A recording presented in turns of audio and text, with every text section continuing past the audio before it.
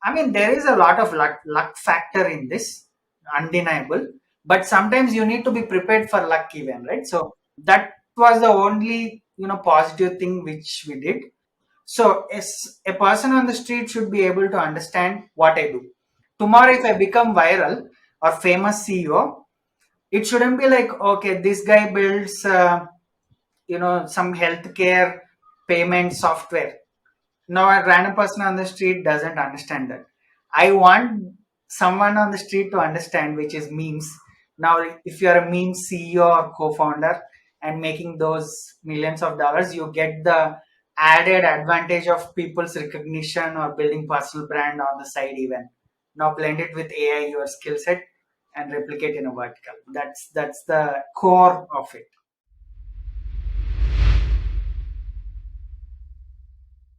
Hello and welcome to another episode of the Startup Operator Podcast. I'm Roshan. Over the past few months, we've been fascinated by the potential of GPT-3 and now GPT-4. Today on the podcast, we have a MicroSaaS entrepreneur who's exploring these technologies and building fascinating businesses like Super Translate, Super Meme, and Question AI.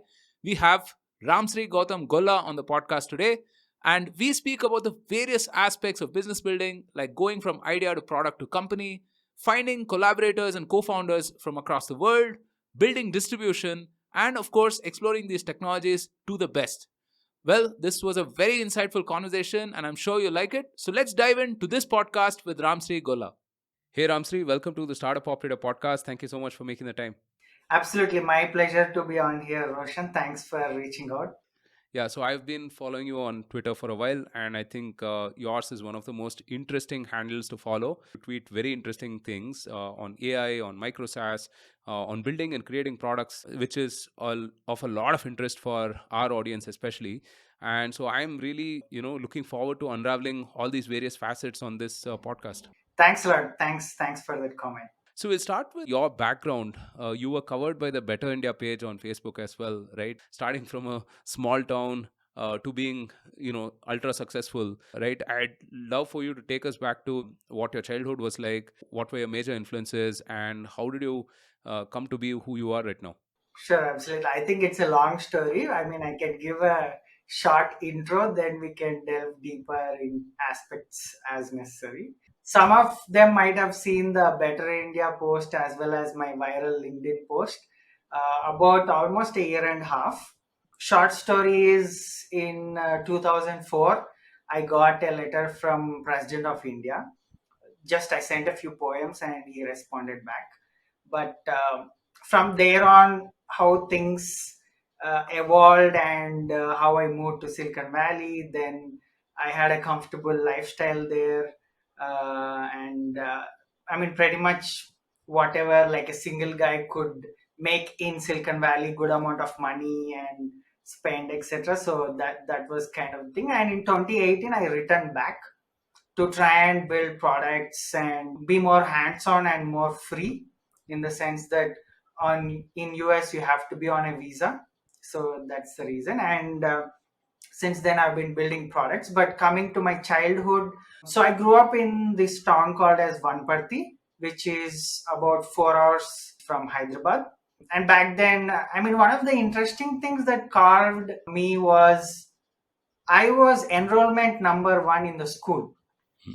Not topper or anything. It is my dad's friend decided to start a school, and my dad just said, "Hey, okay, take my kid. He's enrollment number one," and that's it. And my graduating class of 10th was 16 members in total.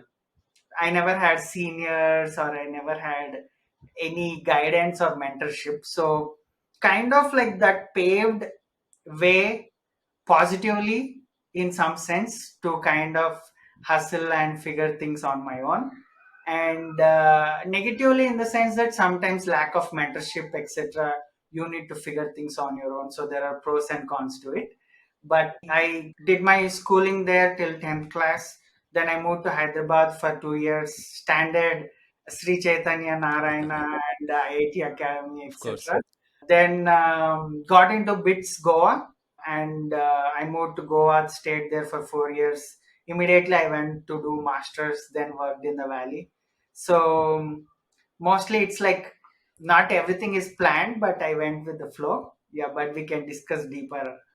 But coming from a small town, right? I mean, the tendency is to really find something stable, find a job, and really like stick on to that, right? I mean, how did you explore this life on the outside? How do you become like an independent creator as such? Yeah, I mean, very interesting exploration even for me, because I always say, I mean, I said in a few places as well that both my wife's side and my side, everyone is teacher or lecturer, so they have a hard time comprehending what I'm doing.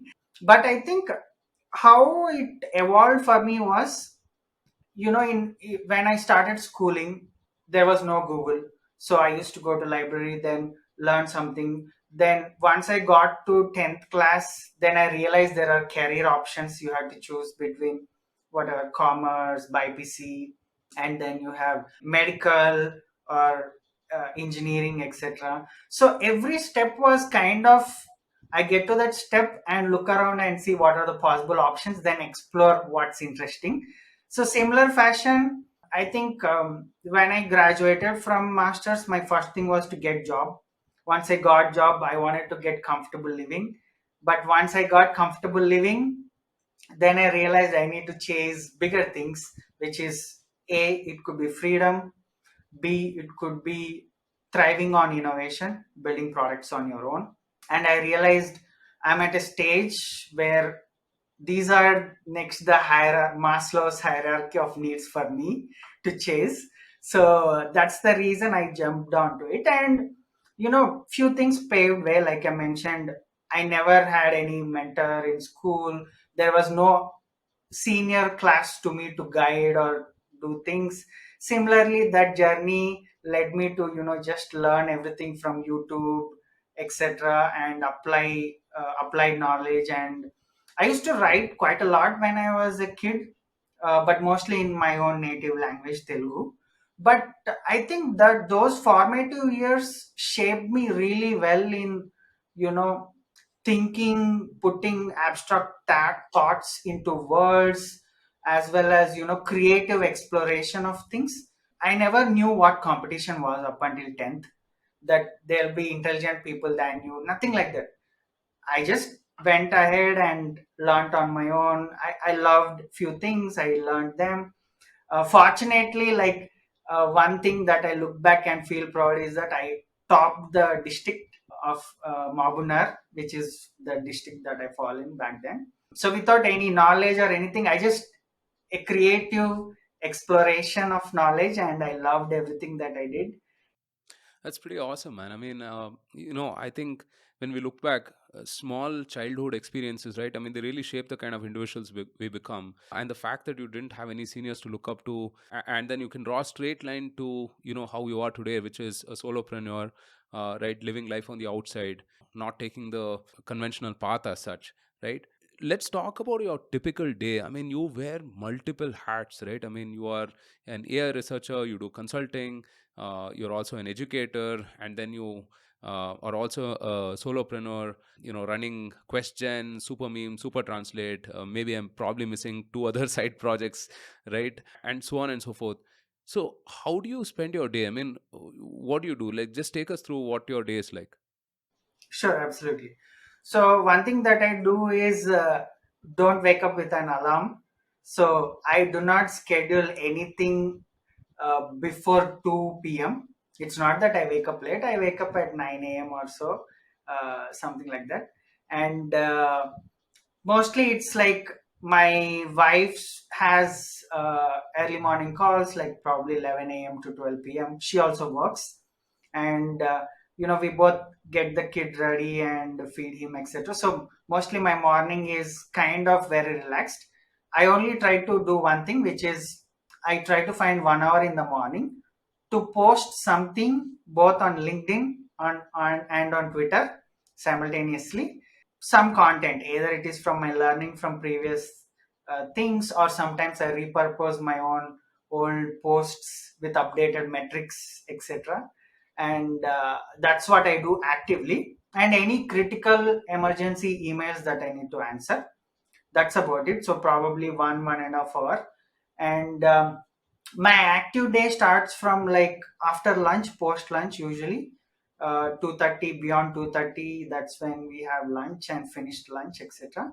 So 2:30 to 7 p.m. is the active day for me, where I try to see what are the pending features across the apps: super translate, super meme, question, any high priority tasks, and any other things that I need to do, and I go ahead and do them. And mostly dinner and post dinner, any emergency long pending task. Otherwise, we just go on a drive with the kid. So we usually go late in the night and have tiffin, roadside tiffin, or something like that, etc.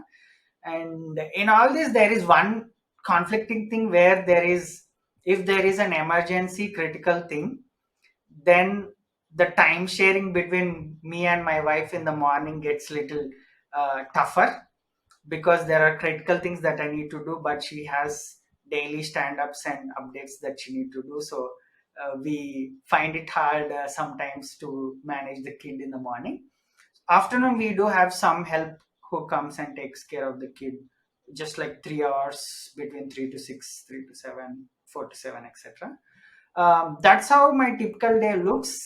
I mean, I look forward to weekends to work more, but what happens is that everyone is in relaxed phase.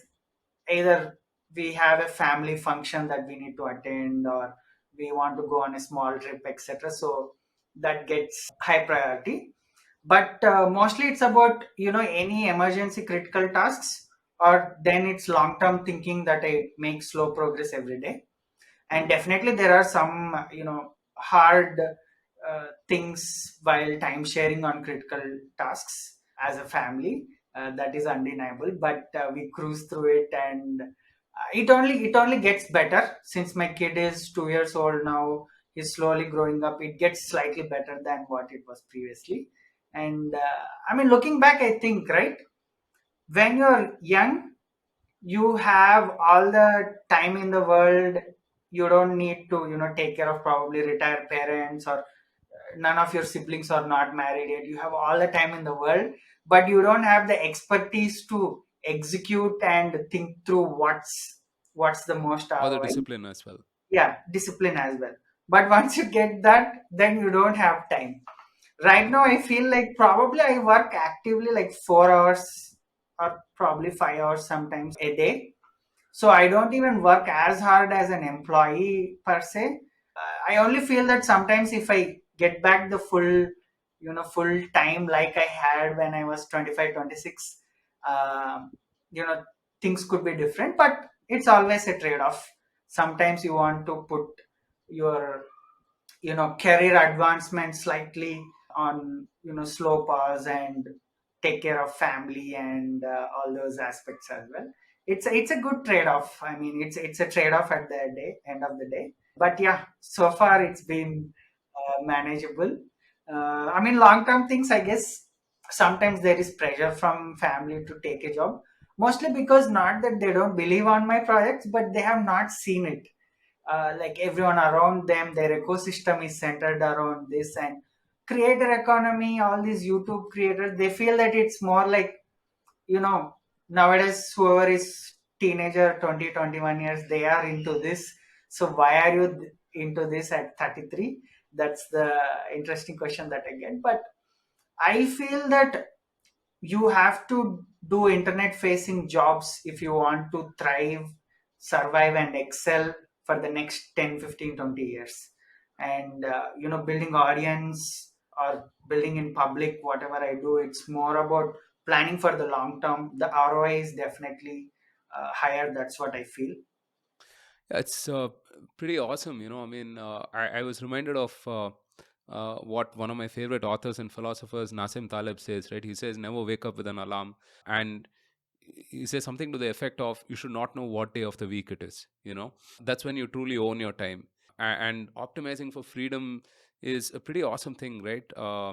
Because I think this whole time and money thing is just so, it's very intriguing, right? I mean, we feel that we will get to a point where we will have enough money to have time, but then time is again dwindling, right? So So this whole micro SaaS business, right? I mean, there's this whole movement, and it sort of goes against the conventional, VC funded startup sort of a business where have an idea, you raise funding, and then you have 20 people, and then you have 30 people, and soon that turns into 100 and 200, and then it's all about the next round and the next round and the next round, right? And it feels like this crazy hamster in the on the wheels situation, right?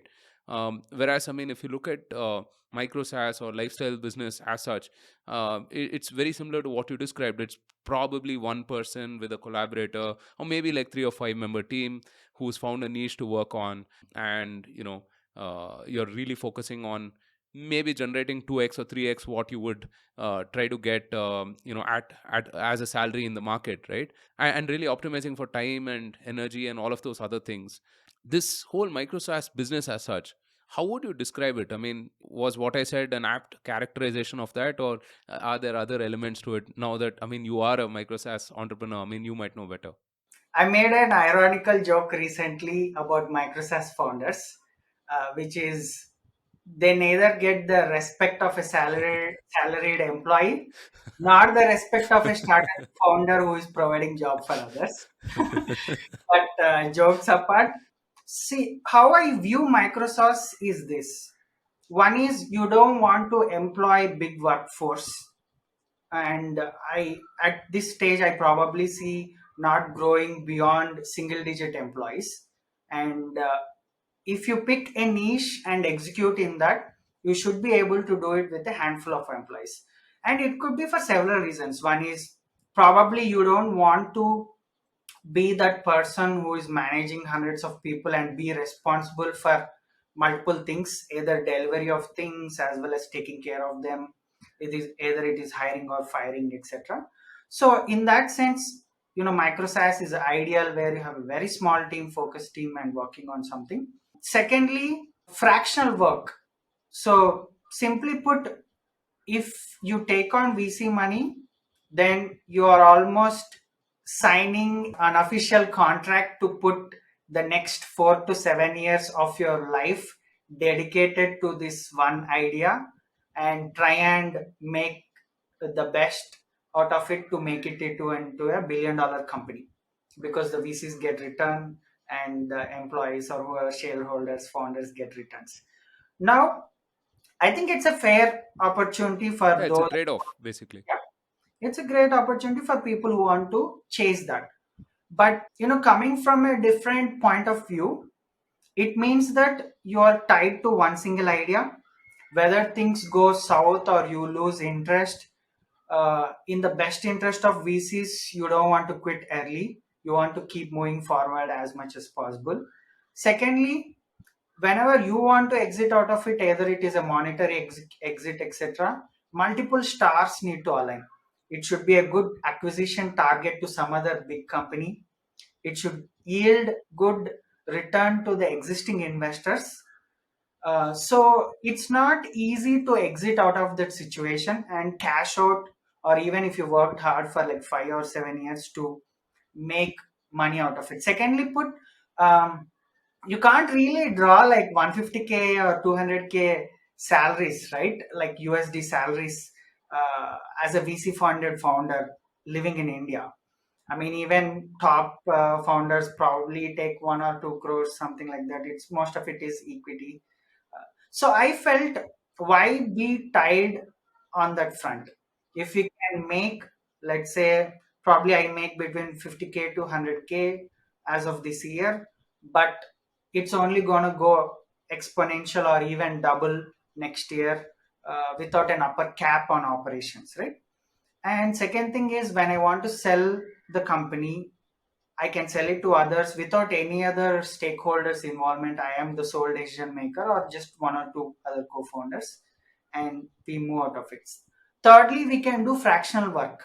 Now I am fractional in Super Meme, I'm fractional in Super Translate. Similarly with Question, I can take multiple bets, see which one gets the highest ROI.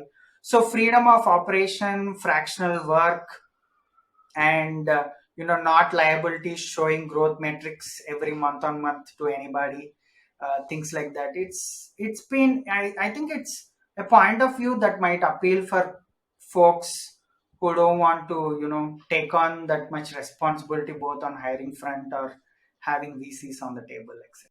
Yeah, basically not have too many people, because more people is more worries, right? Let's talk about your process of going from idea to product to company, right? And you've done that three times now. Question is AI generated quizzes, or is that right? I mean, it's Yes. AI generated quizzes, right? And super translate is basically English language subtitles and so on for any videos. And then you have super meme, which is my favorite, is basically generating memes through just a simple few texts, text as such, right? How do you pick each of these things, and how do you go from idea to product to actually looking at it as a company? Sure.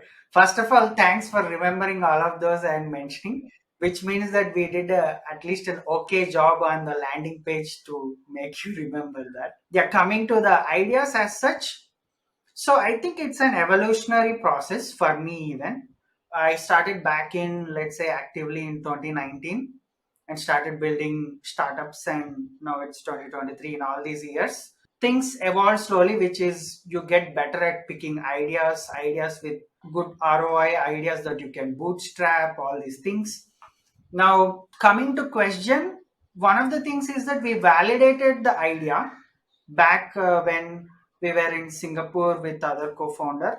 We talked with several edtech companies and understood what are the problems that are coming up. One could be, these video lectures are going on, so can you do computer vision analytics to find distracted students? Second was quizzes, etc. We found quizzes a prominent thing where they're outsourcing, but the tech wasn't there yet. There are few ideas which are ahead of time, but the tech wasn't there back in 2018-19. But at the same time, coming from a technological background, I was able to map or expect where the tech could be in 2 to 3 years time to be able to build this. And today, it's powered by GPT-3 and OpenAI models, that it's perfect combination to build that at this point of time. But all these apps gave me a whole perspective on operation, which is question is completely solo by me. So I started first with a course, then a GitHub repository. Then I found that okay, there is some success in course and GitHub repository, so it needs to be a SaaS, and then I built it into a SaaS. So it's been almost like a 2 to 3 years of slow journey. But in that journey, I learned everything from idea to making money. Currently, it's at $1,500 MRR, monthly recurring So revenue. hang on, question was first a course before it became an app, is it? So it was first a GitHub library, open source library. Then it became a course. Wow. Then it became an app. So very interesting evolution. Okay. You just didn't want to build a UI basically. I mean, I didn't know how to build the UI because I come from an AI background. So I learned no code tools like bubble.io, and I learned how to build a Fascinating. UI and everything. So that's why question is a almost 2 years, 2.5 years journey from idea to GitHub library to course to SaaS. But at the same time, from zero to a full UI, anyone can pay on the internet without any point of sale. All these things I've learned slowly. It's almost like a good experimental test bed for me. But it's good, right? I mean, you have like three kinds of user personas for it then now, right? I mean, if someone wants to take the course, they can take that. If someone wants everything baked in along with the UI, everything, they have that option as well. So it's pretty fantastic. Absolutely. And there's one positive outcome from all of this. It built my brand in the generative AI space, since I've been in this for like 2.5 years, 3 years before even GPT-3 came out. That also helped quite a lot in content creation, my online growth as well. Now, coming to Super Meme, with all these learnings, I had one idea. Okay, question is for teachers, quizzes, great. But let me take a step back. How do you get massive virality? One, it anyone on the street should be able to understand that. Two, only a handful of people should be able to build that. So I was thinking at this intersection where Okay, question is for teachers, but it's in a subsect of edtech. Now take a step back. I almost, take parallels from the world and apply it on what I do. For example, just think about this question. Which genre of movie is the highest grossers in the world? Marvel. Action. Yeah. Action. I mean, genre as such. That means you need to understand. Most people don't even think like this. Okay, romance, this horror, etc. They think, but there is one fundamental truth, which is action predominantly applies to a broad range of audience, and maybe you make $2 billion or $1.5 billion from that. So it has the highest target audience. Similarly, now think about building an app. Think about what has the highest target audience. Entertainment. Okay, entertainment could be in many forms. Consumption of videos or anything light-hearted. Memes is one such. Now let me tell you how I arrived at that. Now you have entertainment. Now second thing is you need to build something that others can't replicate. For example, I mean Instagram has all those complex things, but anyone who can build a video app can build Instagram. Now I need to leverage my, let's say, 5 to 10 years old skill, which is AI, applying AI with entertainment. Now we got a genre that we want to operate on. Now don't go blindly into this. What are the other success stories around? I looked at copy.ai, jasper.ai. They are the generative AI SaaS with GPT-3 that are on the high rise, made millions of dollars of ARR, annual recurring revenue. Then I took a step back and thought deeply. How can you replicate copy.ai or Jasper's success in another vertical, which is entertainment or marketing or anything in that broad space? Then I realized, okay, there is text in and text out. Can you change that format? Text in and something out. That something could be entertainment, which could be memes or GIFs. Right now, we are even launching GIFs in supermeme.ai. Yeah, I noticed that. Then that is how I realized, okay, let's blend entertainment with AI, but don't build something in the blind. Try to replicate someone's success in another vertical, which is copy.ai's GPT-3 success, text to text success in marketing. Here, text to meme or text to image in the front. Let's build that. And I experimented and results were good. And once we launched, we got good reception, and we launched on LinkedIn, Twitter, and we recently surpassed 100K users. That's um, phenomenal. I mean, fractional work, no one is full time on that. Yeah, completely organic as well, right? I don't think you guys spend on marketing either. Yeah, yeah, $0 marketing spend so far. I mean, Amazing. it feels Putting magical putting for all of us marketers out of business. us. No, no, nothing like that. But I mean, there is a lot of luck factor in this, undeniable. But sometimes you need to be prepared for luck even, right? So Exactly. that was the only positive thing which we did. And like I mentioned, I blended these in. So as a person on the street should be able to understand what I do. Tomorrow, if I become viral or famous CEO, it shouldn't be like, okay, this guy builds some healthcare payment software. Now a random person on the street doesn't understand that. I want someone on the street to understand, which is memes. Now if you're a meme CEO or co-founder and making those millions of dollars, you get the added advantage of people's recognition or building personal brand on the side even. Now blend it with AI, your skill set, and replicate in a vertical. That's the core of it. Even super translate seems like such a commonsensical idea, right? Yeah, of course. I mean, there are more languages than English, and of course, there's an audience that wants to understand. Like just today, I mean, I was watching some video on Twitter where the French Prime Minister and there was an African president or something of that sort. I mean, they had an interesting exchange, and I wanted to understand what the hell they were saying because they were talking in French. And yeah, I just wish that there was some kind of a translator, right? And so how do you start with the super translate? So I always say to people that when you are building AI SaaS, there is an interesting aspect than when compared to regular SaaS. Mostly regular SaaS, you go into problem and idea validation very deeply, which is good. Same things apply to AI SaaS to some extent, but there is one crucial aspect. Technological advancements provide those leaps that were not possible before. So sometimes you need to put a different thinking hat and think about, now that technology in, let's say, speech to text has advanced by a big delta, what interfaces can you build? So it's almost like you look around and see what people are doing manually. Now put AI on top of it, where AI can give the delta in their turnaround time or in their productivity. You need to match the AI and its effectiveness with the problem statement. And what we did was, once Whisper came out and I tested it, and I make YouTube videos and courses. I've recorded myself and subtitled more than like 50 hours of content so far.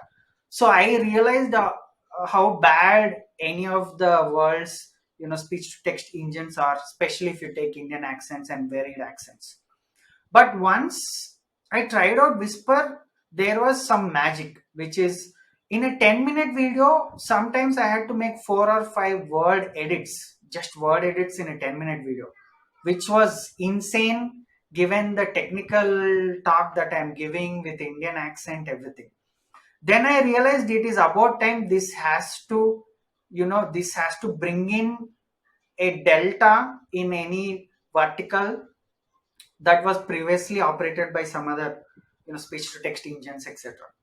I was little bit aware of the localization translation industry, because I did some automated dubbing, etc., side projects and market validation back then.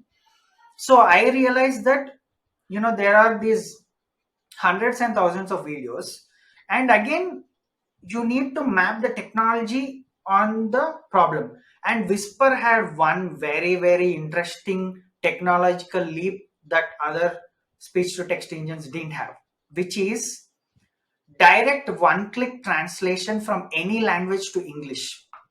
Previously, what you had to do was, if you had a video in Hindi, it would be transcribed, that is subtitled into Hindi. Now you had a translation engine, Google or any other, then you used to get the English subtitles. But what Whisper did was, all that is hidden behind the scenes, and in one shot, there is no intermediate translation step. In one shot, it was splitting out English subtitles for any video. And I realized, okay, this technological leap itself can be transformative to the level that now you don't need to even understand that this is French. You just put that video through Whisper, it will generate English subtitles, no matter whether 100 languages are involved in that. You don't even need to understand which language it is. You can put in any language video, get English subtitles. That's pretty awesome, man. I mean, I think, AI was sort of a hammer in search of a nail for such a long time. But I think the way you've been able to map out these use cases, right, is just amazing, really amazing. I think that's a good segue also to talk about the stack that you have, right, which is, I think you use bubble.io for building apps and so on, and then GPT-3, and then you mentioned Whisper. How does one go about choosing the stack? Yeah. So I think especially people operating in MicroSaaS, underestimate the costs of operation. So definitely you have to choose stack that is pay per use. So again, mapping trends of backend, which is heavily serverless, including serverless GPUs that are coming up. So we built exclusively on serverless GPU stack. For example, if you have to run Whisper 1 hour long audio, you cannot have like a GPU up and running on your machines. It will cost you $500 a month unnecessarily. Rather, you can use serverless GPU platforms and host it there. So one technological advancement that came out as well to help, to boost MicroSaaS growth is, one is serverless GPUs. Second thing is semantic search. Previously, we used to do just direct keyword to keyword search, but now Even if you have semantic meaning, that is use different choice of words but you want to express something, still these search engines have come up, which can, newer databases that support these kind of semantic search, queries, etc. So putting together all these things, which is large language models like GPT-3, serverless GPU stack, and semantic search, we leveraged heavily on all these and built on top of that. And for question, since I didn't have the front end skills, I used bubble.io. But when it came to other apps, I have never met any of my four co-founders in real life till now, but everyone I found them online, and I found complementary skill set people. I found a marketer, Sanjeev for supermeme.ai, and I found a full stack developer, Nico, for supermeme. So supermeme, we are a team of three: AI developer, marketer, and full stack developer. And within us we have all the skills to, think about a feature, implement in AI, push it out on marketing front as well. That's been great. But yeah, heavily leveraging on large language models, serverless GPUs, vector search, and mostly going with paper use, which is whatever compute you use, pay for that. And there is one crucial aspect, I would say: isolating noise from what's actually worth. Because to be honest, some open source models are not that performant like GPT-3, but they get good amount of noise. Some people experiment with them, but they later realize that they are not ready for production usage yet, etc. So through my experience, I've been able to, isolate noise from action, and take those bits and pieces and put together a stack that really works in production, not the one that gets highest eyeballs. I always say this, like, good or nice gets eyeballs, useful gets money. All these nice things that they share, etc., great, but I take it very contrarian view on one thing, which is, I believe you can do more good with money and power than just talking about doing good and being the social service aspect. It's a contrarian view, but I believe, and I've seen it through, my worldview is such. Yeah. Right. If you were to kind of summarize just a three-step framework for someone to pick all of these platforms, right? I mean, whether they're picking a no-code, low-code platform or something on the AI side, what are those things that they have to keep in mind? Sure. So first of all, everything is about mapping your skill set within the team onto the real world. Now there are two aspects. One is whether you're building startups, you need to map your skill set with the idea that you're working on. And on the second front, you need to map your team skill set with the tools that are there in the world, that is the stack that is available in the world. For example, if someone doesn't know any coding, or they come from purely non-technical background, fully no code platform like Bubble is a great start. And it is the perfect way to understand engineering abstractions without actually working with a team of developers or going through that 3 4 years of product manager phase to understand things. One can understand the right amount of abstractions coming from no coding background. Now assume that you have a backend developer. Then what you need to do is you need to map backend to a scalable infrastructure. For example, use something like Supabase or Firebase, which is a full backend infrastructure.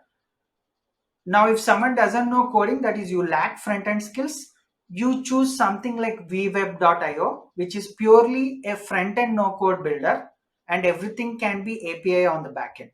If you have backend skills within you, do that. Thirdly, there are other kind of developers who can build full stack apps apart from no coders and backend developers, which is data scientists. And what's their unique skill is, they don't know much about databases, etc., but they know one thing very well, which is Python.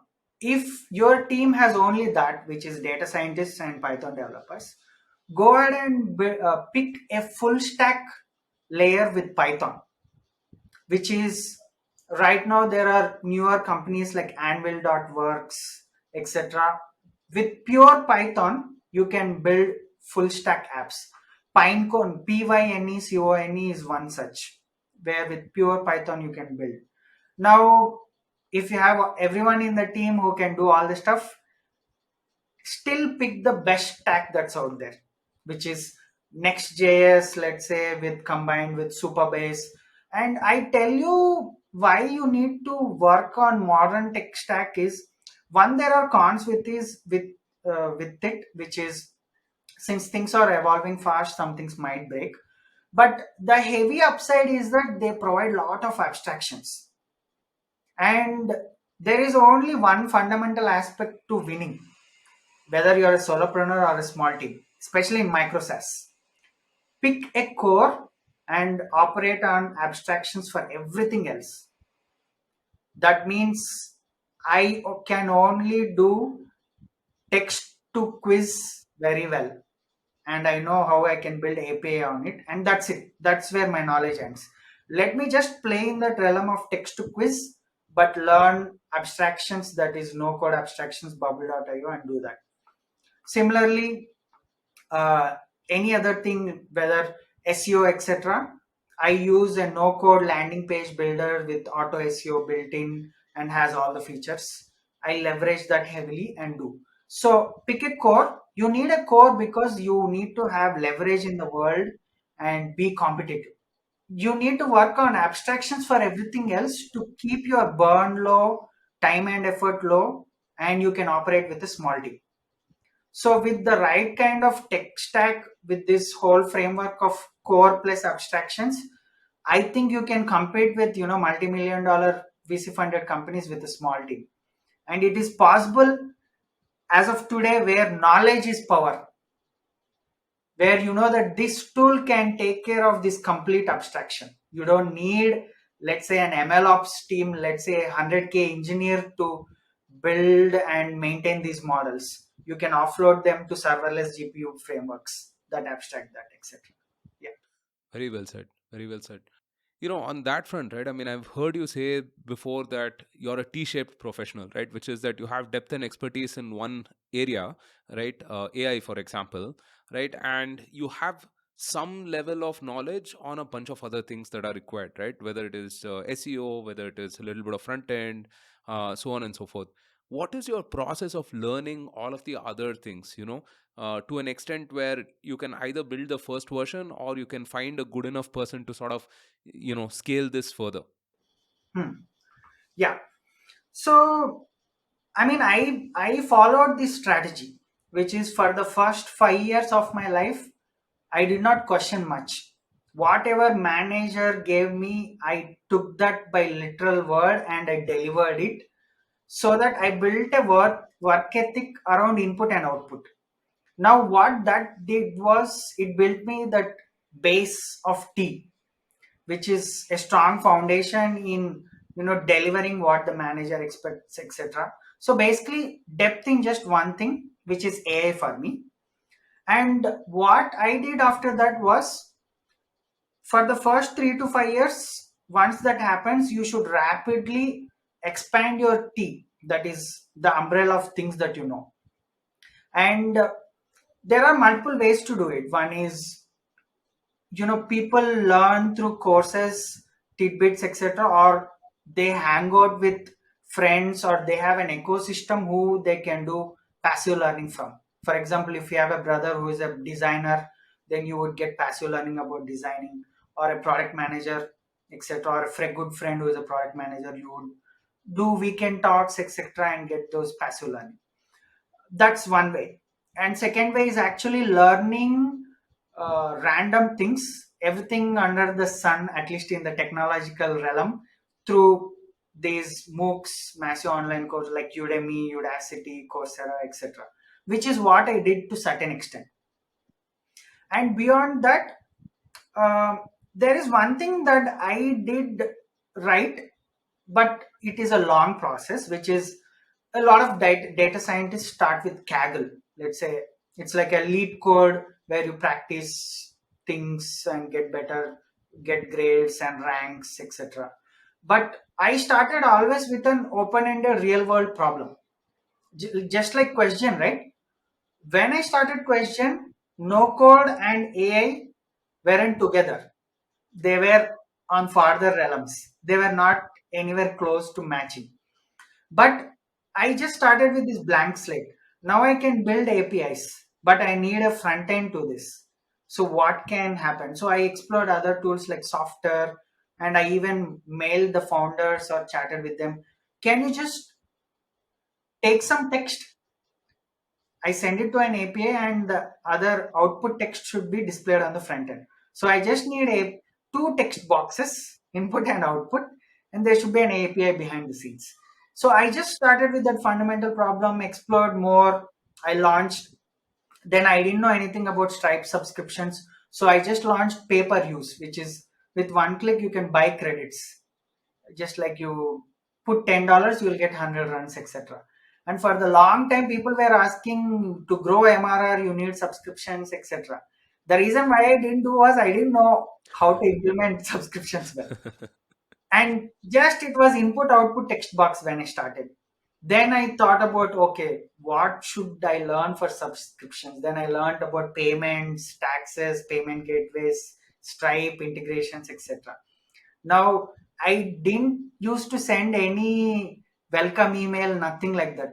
Some people would have wondered why this guy have made like 10,000 runs and I've never seen an email from him, because I know nothing about email marketing. Then I learned about email marketing, what platform can I use, what frequency can I send emails, etc. So it's almost like over like 2 3 years I just took a baseline layer. I started building brick by brick, and now it's a full house that's making, let's say, nothing too magnanimous, but $1,500 a month. But I feel it's a proud thing, because from idea to, without my involvement, someone getting paid on the internet, I mean, paying on the internet and me getting money, and people discovering. I get such console clicks every month, probably 5 to 10K clicks. So I learned SEO and all these things. I feel very great about building it. It's like a mini small home that I built from ground up, brick Yeah. by brick. No, that's awesome. I think it's a phenomenal achievement, really. Um, Another thing that you talk about is building distribution, right? And you've done this very well on Twitter and LinkedIn, which is that, hey, a product may fail, but you can have another product and a product after that, right? And having people to sort of sell to, or people who can use your product, validate your product, etc., is very, very important. And you have to do that sort of independently. Can you talk to us about that? Absolutely. So back in 2018, I was part of the startup accelerator. So I knew, like, people used to come, they get funded, then they launch a product, etc. There is one pattern that I observed, that some people even raised 4 or 5 million, but eventually their startups failed for multiple reasons after 2 3 years down the line. Now, there was one big problem. If they operated in a vertical, let's say edtech or something like that, then they tried to build their product in that vertical, etc. Then some of them failed, so that they soft burnt contacts, in the sense that contacts, enterprises who trusted them to deliver, but they did not deliver. Then they didn't have such a strong connects with VCs, because they burnt 5 millions of their money. Although they depart ways on good faith, it's not like you are their best friend, right? You burnt $5 million. So what I realized was, okay, these guys built, raised 5 million, and on paper they were millionaires, etc. They tried to build a product in vertical, but what happened once they failed? They were at ground zero. I mean, they had a few learnings, of course, operating in that vertical, So they some lost everything material, basically. yeah. And I realized, why are these, there should be some transfer learning. Now they cannot go and build another edtech product, because they are guilty that they failed the previous product, so they cannot go and approach the same edtech companies. Of course, some people who are valiant can do that, but most of them will get dejected and try to stay away from that, right? then there is no online presence of them so that they can leverage on anything that they did in the last 3 years. So I realized this isn't the way. If you raised $5 million, good that you are building a company, but build a personal brand for yourself as well, so that whether that money or company exists tomorrow, people know you. And it's not like this $5 million becomes these companies become Google, that even if you fail startup, people will recognize, right? I mean, if $5 million startup failed, maybe hardly few people who follow you or your story, etc., will recognize you, but beyond that, nothing much. So I realized once we closed down our startup in 2018, where I was working with another co-founder, and because of co-founder conflicts, we closed it down. I realized if your startup fails, there should be some benefit to the world. One, if you have at least open sourced a few things along the way, at least those persist, and whatever you have built is left behind. So at least people have, you have given some delta to the world, not that 5 million is vanished into thin air. So taking that idea, what I did was I open sourced everything that we built in the startup, started writing blog posts on Medium and GitHub, some libraries, etc. I put together them. I realized at least a failed startup should benefit the world some in some way. Then through that process, I realized one thing, that people started, finding my content interesting, and they started asking queries about how I did something. And then they realized that, I might have some insights into edtech and AI. They started asking queries about that, etc. Then I realized, okay, this is what personal branding is. Like generative AI, edtech AI, if one person comes into mind or a handful of people come into your mind, that's what personal branding is. And if you build a brand, you can leverage in multiple ways. I say this analogy: before even manufacturing Colgate or manufacturing Kurkure or Lays chips, potato chips, put everything aside, put a road from your village to next village. Rail, put a tar road from your village to next village. Tomorrow, once that road is railed, if they don't buy kurkure, I will sell lace. If they don't buy lace, I will sell sugarcane juice tomorrow, popcorn, whatever it is. Now that road is the channel distribution. Once you have the distribution, you can sell anything. Once I have the audience, if super meme becomes an utter flop, I just close it down and start something else. People have transferred my persistence and at least showing up every day on will onto another product. And I always tell people that don't give me any free money. If it is my obligation to save you time or make you more money, give me money only when I do either of these two things. Don't give me money because I'm a poor indie hacker struggling, nothing like. I never use those words. It's like I I have to make effort that I'm saving time or money for you. Then you will automatically give me money. So you spoke about collaborators and co-founders in this journey, right? Finding people who have that complementary skill set, who can help you get your product to market and so on. And good example is someone like Sanjeev for Supermeme. What are the do's and don'ts of finding a collaborator? So if someone is thinking of an idea and is looking for collaborators, what are those two or three things that they have to keep in mind in order to find the right person? Sure. So I think one very, very crucial thing is proof of work, because there'll be great people working in, let's say, corporate, or great content creators who show up every day, etc. But in what you are aiming to build, there should be proof of work for them, which should show that they have taken a step forward in the direction.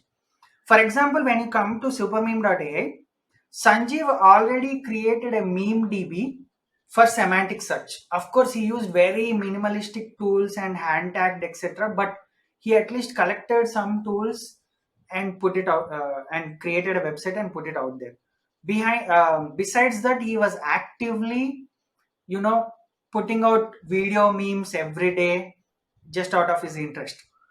So for me to trust him or for him to trust me, there is proof of work established. That ethereal medium of work that, you know, transcends between him and me or any other creator is established. Similarly, Nico, he was actually making SaaS boilerplate templates with Next.js, Supabase, and all this modern tech stack, and he was making money selling those templates. Now there is no more proof of work for me to get convinced that, you know, I need someone with Next.js and Supabase and Stripe, all these integrated. I need someone who can actually do stuff. Now, if he was working at a company, he could make big claims, but I don't have anything to back or get confidence in those claims. But doing these two things, like on the Sanjeev front, finding him, and on the Nikos front, whatever his proof of work was there, it was a no-brainer. And I was doing the same, which is building AI courses, AI projects, and some MVP of super meme, etc. So I reached out to all these people, told them that, hey, there is this opportunity, think about it. And I always think, make it very simple for them, which is equal co-foundership. And I'll tell you one more thing which I haven't told previously. Even in order to make Nico comfortable, who is based in South Africa, you know, not from our race, right? If me and Sanju approached and wanted to build something with him, he would not know when we would vanish because he doesn't know anything about us. So I've never even discussed with them till today. But one thing that I realized is, let Nico open the Stripe account on his end and let him connect Stripe for everything. Because money is the only, you know, solid truth that is out there. Let us give the keys of money to him, and that's the trust that we give to him initially in the initial stages. And there are some psychological aspects that, you know, like these, that you need to take stands and think about ahead of time, how they pursue you, or how you know, make them more put trust on you, etc. Yeah. So for any developer or any wannabe solopreneur, right? I think the most daunting aspect of all of this is not just building product, but also finding users and finding users who will pay for their product, right? How do you Right. find the first 10, 50, 100 paying users for your product? And literally, I'm from a marketing background. I know you can find these users from 20 different channels, right? But as a solopreneur, what are the two or three things that have really worked for you? What do you prioritize first, and then how do you layer that further with other channels and so on? Sure, absolutely. So when it comes to marketing, I have two different school of thoughts. First one is, you have an audience and you push through something. That means your branding is driving the market. Then there are secondary things where technology drives the market. If you are actively releasing something on, let's say, text to image stable diffusion or chat gpt, some new website to chat, etc., in one click, etc., then technology has audience. That evolving technology, when I mean technology, there is a continuously evolving technology, either in control net with images, or GPT or chat GPT evolution, that has audience. Now whenever you are launching a product, you need to try to maximize both of these. First of all, whether you have audience or not, even if you have 100 followers, 200 followers, go ahead and launch it first on your socials, which is LinkedIn or Twitter. And I say, even if you connect all the friends that you have made so far, you will at least have 500, etc. And that is level 1 launch, where you don't have much following, but let's see where this goes. Level 2 launch, which I would encourage to all founders, and we have found good success even, is find things where there is distribution already, and then if you have an interesting thought, that will propel through. What that simply means is product hunt, Reddit, hacker news. These three things, try your luck there. And of course, it's a bit of luck in the sense that the timing has to match with the product that you have. But why I'm saying these things is there are many apps and even apps with $10,000 monthly recurring revenue. They have probably less than 500 or 1,000 Twitter followers, and the bulk of their growth came through these distribution channels. Those could be Product Hunt, Reddit, Hacker News, where it gets picked up and gets viral.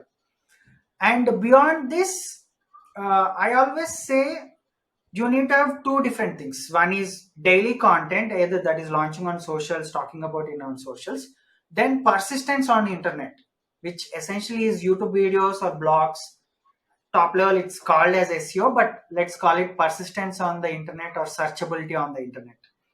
So you need to talk about it and write blogs or create YouTube videos on it, etc.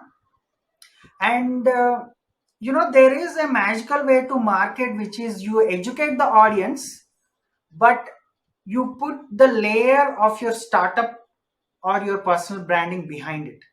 For example, I teach about, let's say, GPT-3 tokenization, but if you see my demos, they are carefully planned in the sense that I don't randomly sometimes put Elon Musk runs Tesla.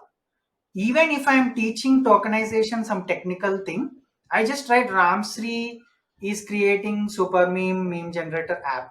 Then I don't talk about super meme or anything, but I just tell the technical example with my name and other things. So if that gets viral, even if there are 10 million views, maybe 100 or 200 people will remember my name and super meme, right? So put a layer behind anything that you do. Even if you're educating audience, use your examples, your personal branding, or other things, etc. Yeah. That's awesome, man. Really, so many notes that I'm taking from this conversation. When you look back, right? I mean, three products, perhaps, I mean, a few more in the pipeline. What are some of the common mistakes that you think that people can avoid? I mean, when you look back at your experiences itself, what are like some top three mistakes you made that others should definitely avoid? Hmm. I mean, I think the things that you can get right is build distribution before product. That definitely helps. Secondly, if you see question, the rate at which I'm moving is not on par with my other apps. For the simple reason, like I'm solo and I am, bound by constraints of, time as well as feature priority, etc.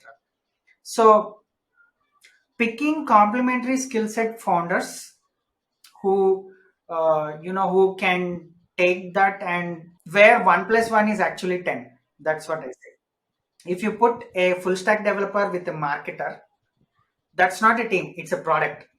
That product could be multi-million dollar product even. And there are some startups where husband and wife or just two founders operate, and that's it. They have like very strong complementary skill set and they hit it out. So finding complementary skill set founders, then I think the biggest thing is pay money for valuable things. Most of the times people try to see, is this free, is this open source, is this free, is this open source? But $5 if you pay to a product, it gives 5x delta. Then somebody is making money, so they are incentivized to keep this up and running, available, and make iterative changes on it. So people do not realize how much these paid products can amplify things. And always people try to see whether it's something is free or open source. That's a mindset you need to have when you're a student and low on cash. But once you get out of that, trade time for value, or basically you need to barter time and money. Play that very well. If you master that game, then you will realize how you can do, like, even hiring interns. Sometimes I make SEO blog posts for question by hiring someone on Upwork. And like, sometimes they get the job done faster than me because I don't have time for things, etc. And it's their interesting thing to do, so they'll get reward as well. So that time and value trade-off people need to learn. And Other thing is like people don't really value their hourly time, etc. Right? So have an aspirational hourly rate. Like I talked with one of my friend, he said $5,000 per hour is my actual rate that I have in mind. Maybe the world might not reward me at that rate yet, but it will one day catch up. So have that kind of aspirational things of how you trade time, etc. Yeah. I think you definitely have to put a premium on your time, right? Because that is the most important commodity from your perspective. 'Cause sometimes, I mean, it just completely surprises me how even very very senior people just like don't pay up like a premium for something that they could that could save them 5, 10, 15 hours of work, right? I mean, rather they would want to do that from the scratch. Last couple of questions, and we're already taken enough of your time. As someone with an AI background, I think you can probably explain to us, this whole hype of generative AI, right? I mean, right now people want generative AI in everything, right? What is this about, right? I mean, what is that potential that's been unlocked with the GPT-3 and so on? Can you help us understand from a layperson's perspective, right, what this has done and what the future holds? Sure. So I think if we just take a step back and think about all the creative things as humans do, basically it's like we collect from five senses that we have and we output. That output could be speech or written stuff or art, etc. And just think about generative AI, the same thing, which is an AI comes in the place of the human and it generates what a human can generate, which is speech or text or images or videos, things like that, etc. And what happened and the biggest transformative thing that happened in the last 1 to 2 years, 3 years span is the AI generation catching up with human levels. I mean, if you take just 3 years back, you would know what is AI written content, you would know what is AI generated image. Now, the line between AI generated and human creativity generated has blurred, and that has been blurred only in the last 1 year most actively. Whether these stable diffusion, DALI models, text to image models, or chat gpt which responds to almost like a human like conversation and even summarizing information, etc., or gpt-3 like apps, etc., or even talk about L1 labs.io like companies, right, where prior like 2 years back you wouldn't be able to generate speech with emotions. By that I mean speech, you hear something and probably it is close, but that speech wouldn't have modulations, emotions, happy, sad, crying, etc. But nowadays the text to speech has also become so good that it's indistinguishable. And all these modalities, when I mean modalities, text, image, speech, and the human sensory experience that we have, right? And what's coming up, simply why I say this is, right now AI is able to replicate one human sensory experience. Whether you're able to draw a nice illustration, AI can do that. Whether you're able to write a story, AI can do that. But think about what real humans do, in the sense that, let's say if you write a story, you can illustrate the story with specific characters, and even if you have 100 illustrations, those characters and their attributes flow through the 100 images that you have throughout the story or book, and there is a coherence between text, images, and if you narrate that yourself with your voice, there is a coherence on how you stress on important characters, how you stress on other things. So right now AI is doing one task very well, but let's think about generative AI evolving into a multimodal generative AI. Then those text and the illustrations that accompany with them will be in coherence. That is, there is continuity between images. The same character is going to other place, etc. Things like that. So What we can foresee in the future is multimodal AI, doing more multimodal, multisensory generative AI tasks that humans do.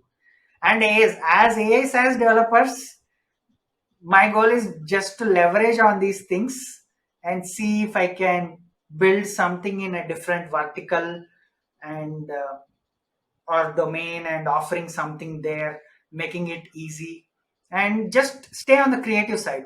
More than the money or anything, for me, it's just about, in the last 2.5 years, I've never worked, in the sense that there's the line between entertainment and work is blurry for me. That I love every day what I'm doing, and in all these aspects, no one pushed me to do any of these things. So whether it is code or copy, I wrote it with all my heart. No one tasked me to do this. Yeah. That's a great place to be, I think, right? You spoke about that Maslowian pyramid. I think you're slowly climbing up, right? Before we leave you, any books or podcasts that you would recommend to our audience? I mean, I don't read many books for, I don't know, ironically, like a lot of people say about reading books, but I don't really read books.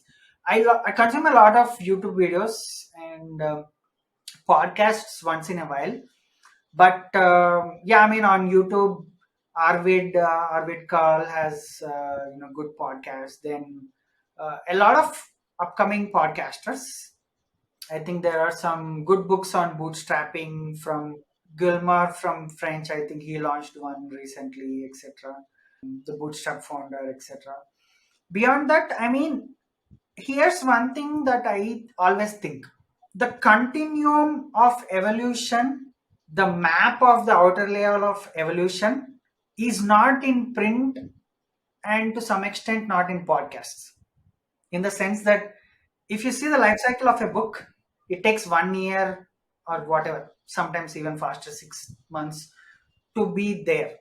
But if you're on the cusp of evolution, it's an continuously emerging field. So you have to have real time feedback, which is from tweets or LinkedIn or sometimes podcasts, because and that's why I don't rely much on static medium, whether it is to some level courses or I mean, or books. I rather think that the cusp is on a different timeline, which is real time consumption. Yeah. Okay, that's a very interesting note to end the podcast on. Thank you, Ramsey. I mean, this was a fascinating conversation, and I'm sure that it was super valuable for our audience as well. Thank you for spending time with us. Absolutely, it's my pleasure, and I think it's one of the longest podcasts that I did. Thanks for patiently listening through and asking questions. Believe me, I have I have 3 4 other questions, but then I don't want to sort of extend this. Maybe we should perhaps do a part 2 of this conversation sometime and talk about AI and all of the other possibilities as well. Absolutely, absolutely, Yeah. cool. Thanks, Ramsey.